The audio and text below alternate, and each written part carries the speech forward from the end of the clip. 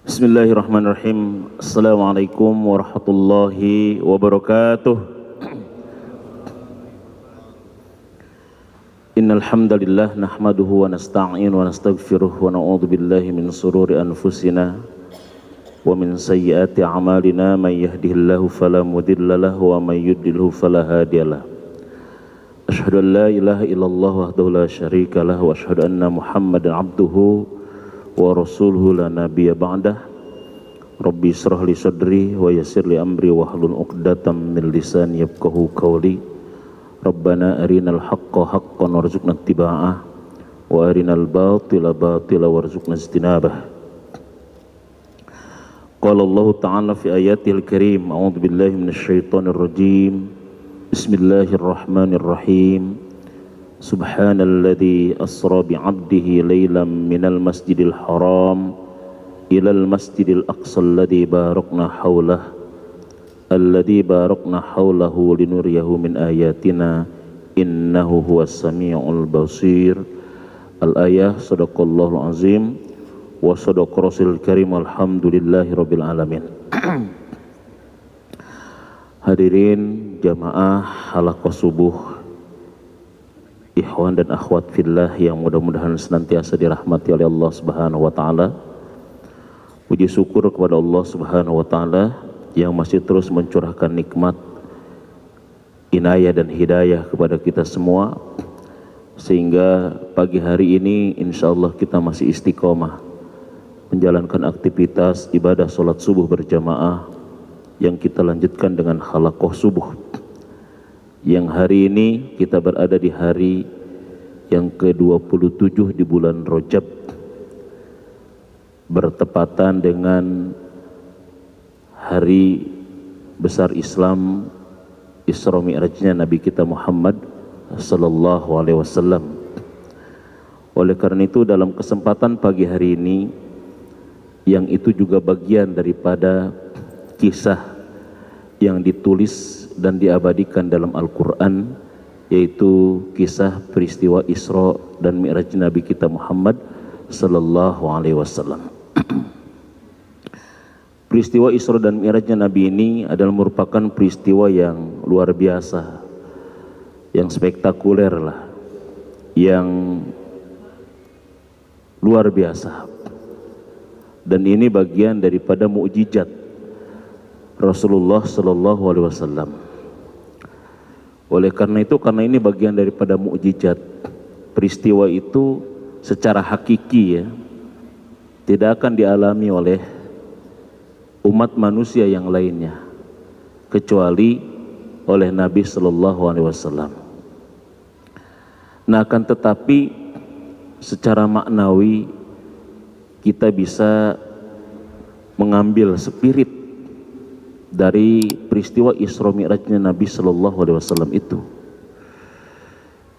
Esensi, substansi daripada peristiwa itu ada beberapa poin yang bisa kita ambil.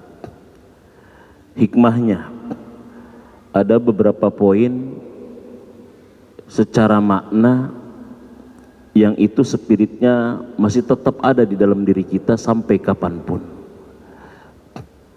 Apa itu? Pertama, esensi Isra Mi'raj Nabi Muhammad SAW bagi kita sebagai umatnya, bahwa perjalanan Isra Mi'raj itu adalah perjalanan hamba menuju Allah,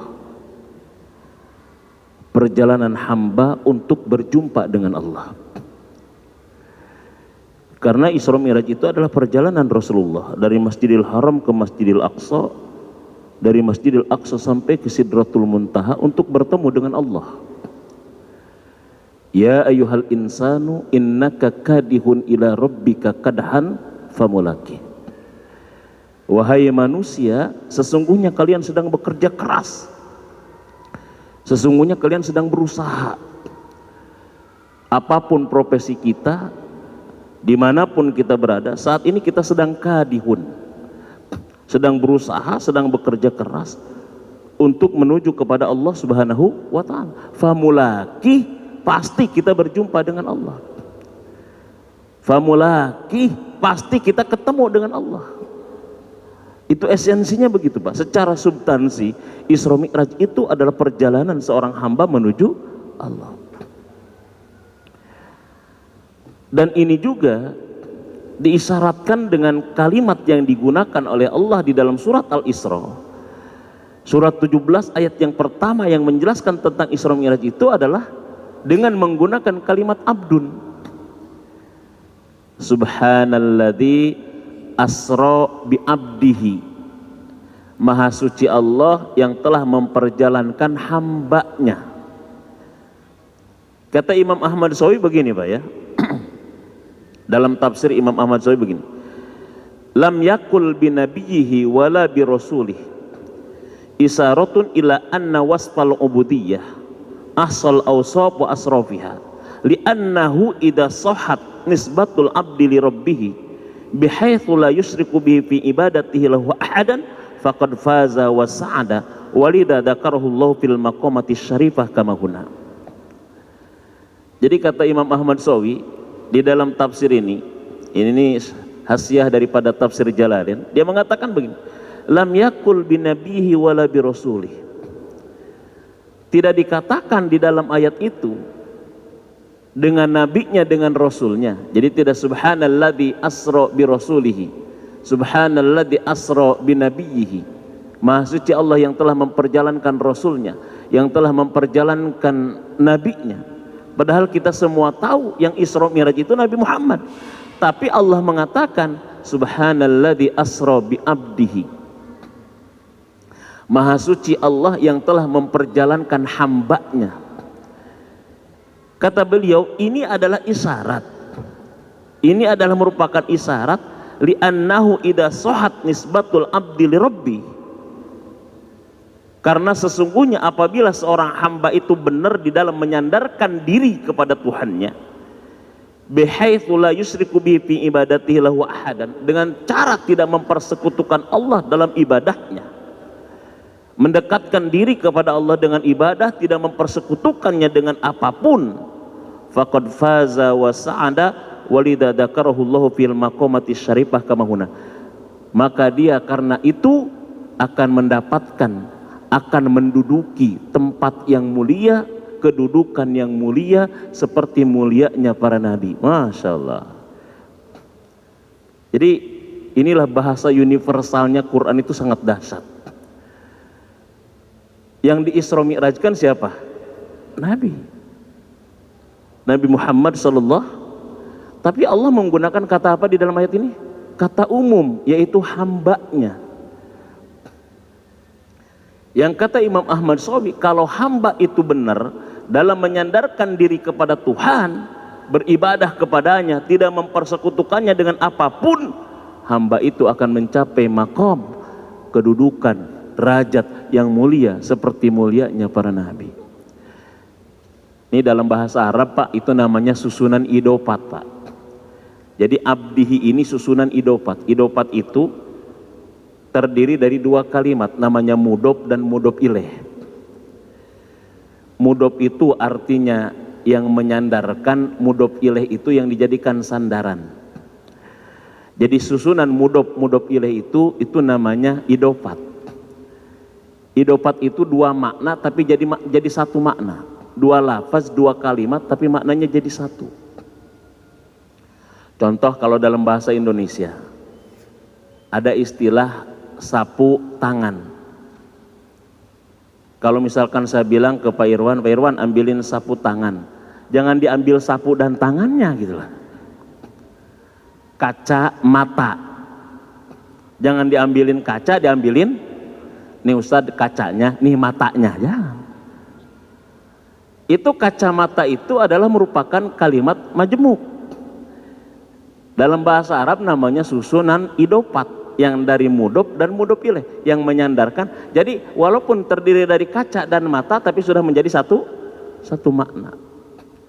Sapu dan tangan tapi sudah menjadi satu. Kalau sudah Rasulullah, Rasul dan Allah, pasti namanya Muhammad. Itu susunan idopat. Nah idopat itu dalam bahasa kita yang menyandarkan dan yang dijadikan sandaran. Yang menyandarkannya abdun, abdihi. Yang jadikan sandarnya hi, Allah. Maka ketika benar hamba menyandarkan dirinya kepada Allah, maka dia akan mencapai makom kedudukan mulia seperti mulianya Nabi. Begitu isyarat, pelajaran, hikmah yang bisa diambil dari kalimat bi'abdihi, bukan binabihi, bukan birasulihi. Begitu Imam Ahmad Shawi di dalam tafsirnya memahami itu. Lebih gampangnya gini, saya pegang Quran nih. Ini Quran dibungkus oleh apa, Pak? Ini dibungkus taruhlah oleh kulit. Kalau ini kulit ini saya lepaskan dari Quran, saya robek kulit ini, saya lepaskan dari Qurannya, saya taruh misalkan, ini tidak akan berharga kulit ini. Atau kulit ini ditempelkan ke kayu jadi bedug, dipukulin orang, Pak. Tiap malam takbiran ditupukulin, tempelin ke kayu dijadiin bedug, tempelin ke kayu dijadiin marawis, dikepretin orang terus, kepretin santri itu kulit. Betul nggak? Dan kalau ini kulit ditempelin kepada apa? Kalau ini kulit ditempelin kepada karet, jadiin sepatu, walaupun 10 juta itu diinjekin orang terus. Tapi karena kulit ini ditempelinnya ke Quran, dijadikan bungkus Quran, dijadikan sampul Quran, siapa yang berani nginjak ini kulit?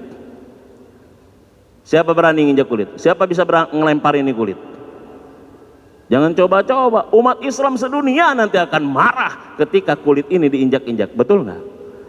Kulit ini kita cium, nah kulit ini kita taruh di atas. Kenapa? Bukan kita hormati kulitnya, bukan kita muliakan kulitnya, tapi kulit ini nempel di dalam kitab suci Al-Quran yang mulia. Kulit hina ini bisa jadi mulia. Paham nggak kira-kira? Itu idopat namanya. Itu idopat namanya, mudop ileh. Karpet yang kita injak ini tidak jauh lebih mahal daripada karpet yang ada di istana. Betul nggak, Pak? Tidak jauh lebih mahal daripada karpet yang ada di Senayan, di gedung DPR.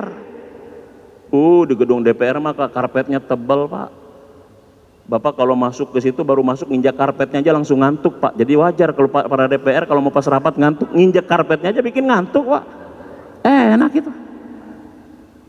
Pak Ustadz tahu pernah dulu waktu pas demo, Pak. Tahun 98 pas demo, itulah pertama kali saya masuk gedung DPR dan duduk di singgasana itu. Kata saya, ngantuk banget di sini. Jadi wajar kalau misalkan anggota dewan kita ini pas gitu masuk kepada gedung langsung pada tidur, enak, nyaman, ngantuk. Karpetnya tebal, mahal. Tapi saya lihat nggak ada satu orang pun yang buka alas kaki ketika masuk gedung DPR walaupun karpetnya tebal dan mahal. Ada, Pak, orang DPR, Pak, anggota dewan pas masuk begitu ini dia buka sepatu, Pak, ada nggak kira-kira? Ada kira-kira pejabat-pejabat yang masuk istana karpet merah mahal kira-kira buka alas kaki, ada, Pak? Tapi ada nggak orang yang masuk sini, Pak, kira-kira, Pak, yang pakai alas kaki ada nggak? Berhadapan dengan Bang Faisal nantinya, berhadapan dengan komandan gitu. Pertanyaannya, apakah kita memuliakan karpetnya? Bukan. Karpet ini walaupun tidak lebih mahal daripada apa yang ada di istana, tidak lebih mahal dengan ada yang di Senayan, tapi siapapun tidak masuk ke dalam karpet dan injak karpet ini dengan menggunakan alas kaki, karena karpet ini nempelnya di mana?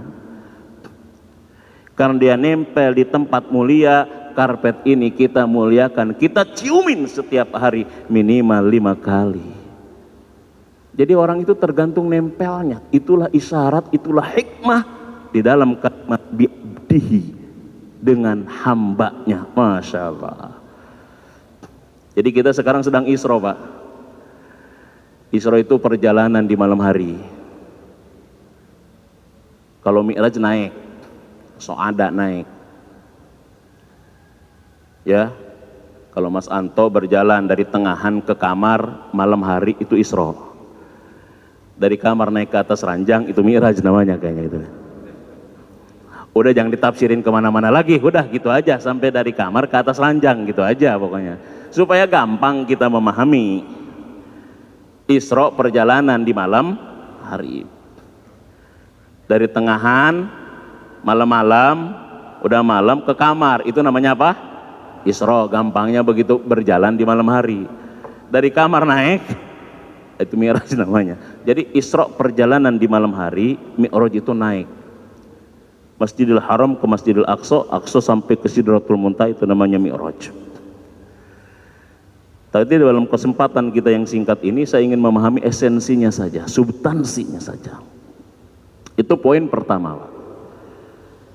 Ya, itu poin pertama. Bahwa secara substansi Isra Mi'raj adalah perjalanan seorang hamba menuju siapa? Menuju Allah. Dan kita semuanya pasti akan ketemu dengan Allah. Innaka kadihun ila rabbika kadhan famulaki, kau pasti bertemu dengannya.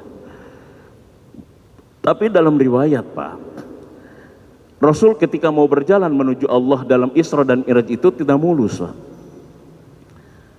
Pertama, Rasul dihadapkan kepada 2 gelas. 2 gelas itu dihadapkan, ya Muhammad, pilih di antara 2 gelas ini. Rasulullah nggak tahu isi gelas yang satu apa, isi gelas yang satu lagi apa. Rasulullah pilih isi gelas yang satu, ternyata isinya adalah susu, diminum sama Rasulullah. Ditanyakan kepada Jibril, dan Jibril mengatakan, asabtal fitrah, benar Muhammad, kau telah memilih yang benar, yang pas. Emang yang satunya apa wahai Jibril? Yang satunya arak, yang satunya minuman keras. Terus apa maknanya? Seandainya kau pilih arak, kau pilih minuman keras, maka umatmu semuanya hobinya akan mabok. Kau nggak pilih arak pun banyak yang mabok kayak gitu. Dan gambaran apa? Ini gambaran kebaikan dan kebenaran, al-haq wal batil, al-halal wal haram. Dalam berjalan menuju Allah kita diuji dengan yang halal dan yang haram. Kadang-kadang yang halal itu sesuatu yang kadang-kadang kurang menyenangkan, yang baik-baik itu kurang menyenangkan, tapi yang haram-haram yang dilarang itu kadang-kadang menyenangkan. Makanya Bang Roma mengatakan, kenapa yang asik-asik, yang enak-enak itu yang betul nggak? Kenapa yang enak-enak, kata Bang Roma kan itu yang dilarang, kan begitu. Ya enak menurut hawa nafsu, itu masalahnya. Ini kita dalam berjalan menuju Allah akan dihadapkan kepada 2, hak batil, halal haram, baik dan buruk. Tapi yang buruk sekarang dikemas seperti baik, tapi yang baik sekarang dicitrakan seperti halnya buruk. Makanya jangan heran akhir zaman orang akan lebih memilih yang buruk, karena yang buruk dikemas dengan begitu hebat, sedangkan yang baik dicitrakan begitu buruk nantinya. Dalam kondisi itulah Nabi mengatakan apa? Man tamassaka bisunnati indal fasadi ummati falahu ajrun mi'ata syahid. Siapa yang kokoh berpegang teguh terhadap sunnahku, terhadap kebenaran dikala umatku rusak semuanya, baginya pahala 100 orang yang mati syahid. Karena berat nanti pada saat itu. Berat nanti pada saat itu. Tantangannya Masya Allah. Pakai udang, pakai gamis, dicurigai. Ini kayaknya telolis nih kayaknya. Teloris kayaknya gitu ya. Ini kayaknya radikalis. Tapi begitu pakai baju gambar tengkorak, di sini tato kiri kanan, anak gaul milenial nih kayaknya nih. Azik nih kayak gini nih kayaknya. Begitu nanti suatu zaman. Tantangan di hadapan kita dalam menuju Allah begitu berat. Yang kedua, ketika Rasul berjalan, terus Rasul berjalan, ada yang manggil dengan suara yang merdu. Suara yang merdu, suara perempuan cantik, padahal sudah tua tapi cantik. Ini percis kayak perempuan sekarang, tua-tua tapi cantik-cantik kayaknya banyak. Ya Muhammad, ta'al. Suaranya merdu, Muhammad, tunggu, kemari. Rasul itu berjalan. Itulah Rasulullah kalau sudah berjalan, Pak, fokus. Kalau udah berjalan Rasul itu fokus, nggak tengok kiri, nggak tengok kanan, fokus. Kita kadang-kadang berjalan kan banyak nyimpangnya. Suami mau makan, istri suruh beli kerupuk. Belinya kerupuk tapi datang 1 jam kemudian. Makanya udah beres. Kemana? Tadi ada teman ngobrol, tadi ada ini ngobrolnya minta ampun kemana-mana. Suami udah begini aja, nasi udah habis apa udah, kerupuk baru datang 1 jam kemudian. Kemana aja nyak gitu. Oh, Rasul fokus. fokus. Kemudian pas nyampe kepada tempat tertentu, Rasul tanya kepada Jibril, wah Jibril, tadi aku ada yang manggil kayaknya, suaranya merdu, suara perempuan. Kata Jibril, iya, itu suara perempuan sudah tua tapi masih cantik, lengkap dengan perhiasannya. Itu apa wahai Jibril? Kata Jibril, itu adalah simbol dunia. Dunia itu walaupun sudah tua tapi cantik dan menarik, padahal sudah nenek-nenek. Makanya orang yang mengejar dunia, orang yang mengejar nenek-nenek sebetulnya dia. Sebetulnya begitu. Dia nenek-nenek, dia udah tua tapi kok cantik, suaranya bagus karena dia selalu berhias. Jadi dunia pada masa Nabi ketika Mi'raj sudah nenek-nenek. Jadi orang yang mengejar dunia, dia sebetulnya sedang mengejar nenek-nenek. Tuh nenek-nenek gaul, dihiasi terus gitu. Usia 70 tahun masih pakai legging, nyepret kayak lepet kayaknya gitu ya. Masya Allah, itu gambaran. Apa ini maksudnya? Artinya ketika kita mau menghadap Allah, tantangan kedua adalah dunia, berat. Mau ngaji, berat.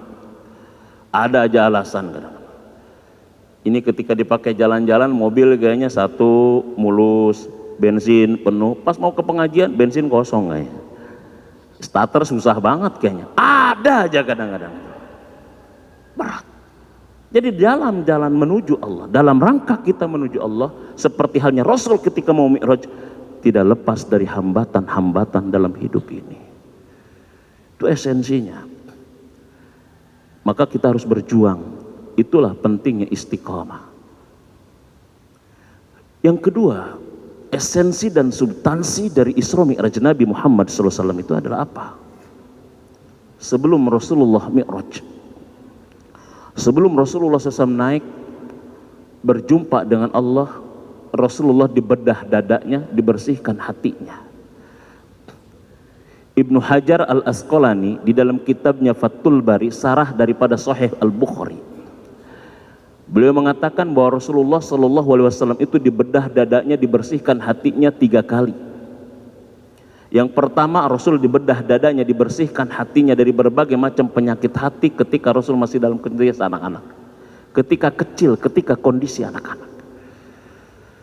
Yang kedua, Rasul dibedah dadanya, dibersihkan hatinya oleh malaikat Jibril ketika beliau sedang mau menerima wahyu. Dibedah, dibersihkan, dioperasi, nggak tanggung-tanggung yang operasinya malaikat Jibril. Dibersihkan, airnya pakai air jam-jam. Jangan ditanya dibius nggak Rasul, nggak. Dibersihkan. Dan yang ketiga, dibelah dadanya, dibersihkan hatinya ketika Rasul mau menghadap Allah dalam peristiwa Isra dan Mi'raj. Apa pelajaran bagi kita? Penting membersihkan hati ketika kita mau menghadap Allah. Penting membersihkan hati ketika kita mau jumpa Allah, mau ibadah, sholat, mau zikir, mau baca Quran dan lain sebagainya. Pernah datang seorang muridnya Imam Al-Ghazali kepada Imam Al-Ghazali. Ada seorang muridnya Imam Al-Ghazali datang dia kepada Imam Al-Ghazali, ya Syekh, iya. Bukankah Syekh pernah mengatakan bahwa zikir itu bisa menghalau setan? Iya. Bukankah zikir itu menyebabkan setan jauh dari kita? Iya. Tapi kenapa aku sudah berzikir, la ilaha illallah begitu banyak, tasbih banyak, takbir banyak, tahmid banyak, tapi kenapa setan selalu datang kepada aku? Zikir mah zikir, setan datang terus menghampiriku. Zikir terus, setan terus menggodaku. Zikir terus, setan terus membayang-bayangiku. Kenapa Syekh itu terjadi? Apa jawaban Imam Al-Ghazali kepada muridnya itu? Nah, bagaimana menurut kamu, nak, seandainya engkau menghalau anjing tapi kau masih pegang tulang, kira-kira anjingnya balik lagi kagak? Hus, anjing ke sana, besok dihalau lagi, tulangnya dipegang. Hus, tulangnya dipegang, ya anjing balik lagi. Apa maksudnya? Kau zikir tapi hatimu masih uzub. Kau zikir tapi kau masih takabur. Kau zikir tapi kau masih hasud. Kau zikir tapi kau masih dengki. Kau zikir tapi kau masih tamak. Bagaimana mungkin setan akan lari sementara ada sesuatu yang disukai setan di dalam dirimu, sehingga kau zikir berkali-kali, beribu-ribu, setan datang lagi, setan datang lagi, setan datang lagi kepadamu. Begitu kata Imam. Inilah pentingnya kebersihan hati. Rasulullah 3 kali dibedah, dibersihkan. Bagaimana dengan kita manusia biasa?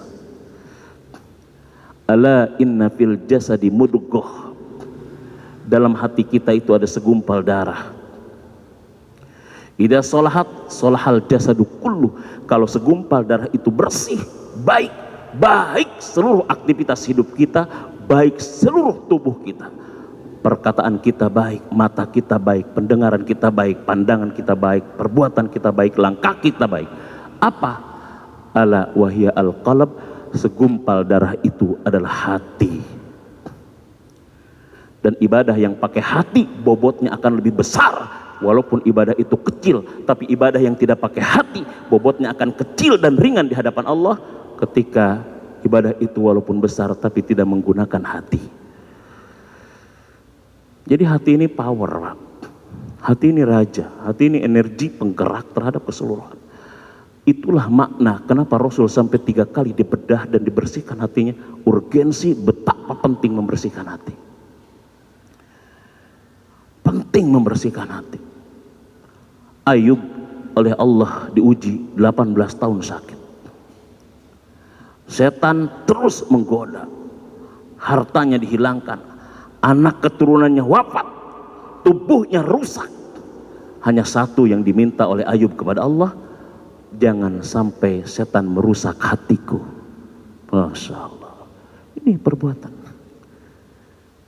Makanya ada sesuatu yang lebih penting dalam diri kita. Dan itu bisa menjadi bobot amal kita walaupun kecil. Itulah amalan yang menggunakan hati. Makanya penyakit hati jauh lebih berbahaya daripada penyakit fisik. Penyakit fisik bisa menggugurkan dosa. Penyakit hati bisa menghapus dan menggugurkan pahala. Penyakit fisik menyebabkan kita akrab dan dekat dengan Allah.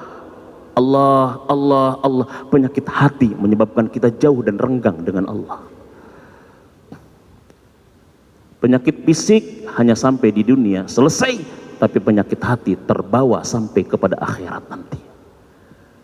Ini esensi dan substansi dari perjalanan Isra Mi'raj Nabi kita Muhammad sallallahu alaihi wasallam. Itu poin yang kedua. Poin yang ketiga, dan tidak kalah penting dari Isra Mi'raj Nabi Muhammad SAW.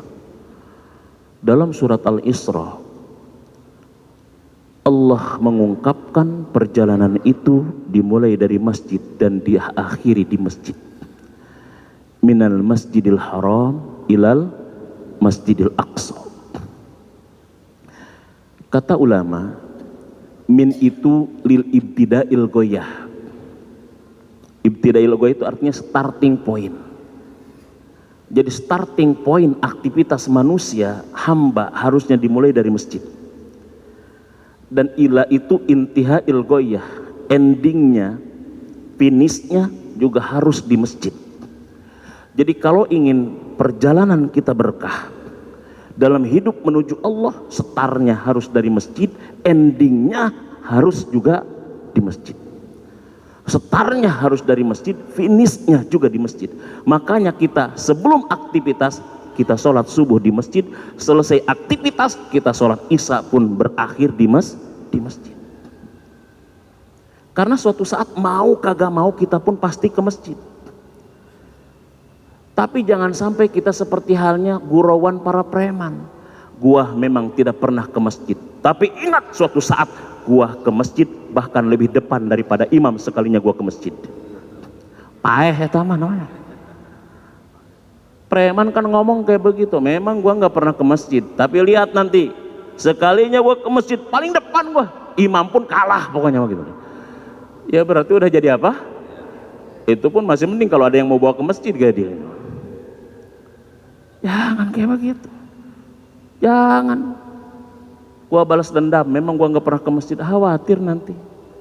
Karena ada juga, karena dia tidak pernah ke masjid, pas mau disolatin mati dibawa ke masjid, bangun dia. Gua asal lagi hidup aja nggak pernah ke masjid, kenapa udah mati dibawa ke masjid? Nah, gitu. Repot nanti. Lagi hidup aja nggak ke masjid, bangun dia. Kenapa kedua ke masjid? Hidup aja nggak ke masjid, apalagi udah mati. Na'udzubillahi min minal masjidil haram ilal masjidil aqsa. Startnya dari masjid, finishnya di masjid. Itulah alladzi barokna haulah. Kalau ingin berkah hidup, masjid awal aktivitas kita, masjid akhir daripada aktivitas kita. Ayat Pak ini. Ini ayat Pak. Makanya setiap negara yang dilewati Nabi ketika Mi'raj dan ketika Isra, negara itu ada unsur keberkahan di dalamnya. Ada unsur keberkahan. Ini Pak, ini Isra Mi'raj Nabi Muhammad SAW. Ya, 3 ya. 1, substansi dan esensi Isra Mi'raj adalah perjalanan hamba menuju Allah. Jadi kita sedang berjalan menuju siapa? Jadi kita sebetulnya sedang Isra menuju Allah. Berusaha beraktivitas kita menuju Allah Subhanahu wa Ta'ala. Yang kedua, dalam perjalanan itu ada tantangan dalam menuju Allah. Ada hak dan batil, ada halal dan haram, ada baik dan buruk yang selalu dihadapkan kepada kita.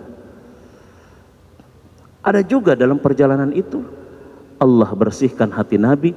Ini menunjukkan sebelum kita menuju Allah, bersihkan hati, bersihkan pikiran kita. Karena Allah tidak melihat tentang fisik kita, Allah tidak melihat tentang rupa kita, Allah lihat tentang hati kita. Innallaha la yanzuru ila suwarikum wala ila ajsamikum walakinnallaha yanzuru ila qulubikum wa a'malikum.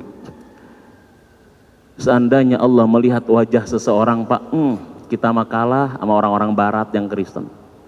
Orang barat kan ganteng-ganteng Pak, ganteng-ganteng, keren-keren. Kita enggak, Allah enggak lihat tentang wajahnya. Allah tidak lihat tentang fisik kita. Kalau orang kadang-kadang fisiknya six pack, kalau kita kan simple lendung fisiknya kita. Kalau orang kan six pack gitulah perutnya. Kalau kita simplean. Allah unjung tidak ngelihat wajah kita, tidak ngelihat fisik kita, Allah ngelihat hati kita, ngelihat amal kita. Dan terakhir yang keempat, awali aktivitas hidup kita startnya dari masjid, ending dan finishnya juga di masjid. Itulah kehidupan yang Allah katakan dalam ayat itu, alladzi barokna haulah. Masyarakat yang kembali ke masjid adalah masyarakat yang akan Allah berikan keberkahan di sekitarnya. Negara yang mengharuskan rakyatnya ke masjid adalah negara yang akan mendapatkan keberkahan darinya. Inilah rumah Allah. Bahkan dalam hadis riwayat Imam Al-Baihaqi, Allah Subhanahu wa Ta'ala berfirman dalam hadis qudsi, inni la uhimmu bi ahlil ardi adaban. Sesungguhnya aku ini greget kalau melihat penduduk negeri ini, penduduk bumi ini, tingkah laku dan perilakunya bikin aku greget untuk nurunin azab, untuk menghancurkan negeri itu. Tetapi fa idza nazartu ila ummaril buyuti wa ilal mutahabbina fi wa ilal mustaghfirina bil ashar sarabtu dzalika anhum. Akan tetapi ketika aku tengok orang yang masih memakmurkan rumahku masjid, orang yang saling mencintai karena aku, ada orang tua yang bangun di malam hari dan istighfar kepada aku, sarabtu dzalika anhum, aku palingkan azabku, enggak jadi kutimpakan kepada negeri itu. Masya Allah. Jadi seharusnya masyarakat yang lain berterima kasih kepada adanya orang yang masih memakmurkan rumah Allah. Seharusnya negara berterima kasih kepada orang yang saling mencintai karena Allah. Seharusnya negara berterima kasih kepada adanya orang tua yang masih bangun malam dan istighfar kepada Allah. Karena 3 kelompok itulah yang menyebabkan terhalangnya azab Allah ditimpakan kepada negeri tertentu. Hadirin jamaah salat subuh dan halaqah subuh yang dirahmati oleh Allah Subhanahu wa Ta'ala, itu poin-poin dari esensi dan substansi Isra Mi'raj yang spiritnya masih bisa kita jalankan dan kita amalkan dalam kapanpun, situasi manapun.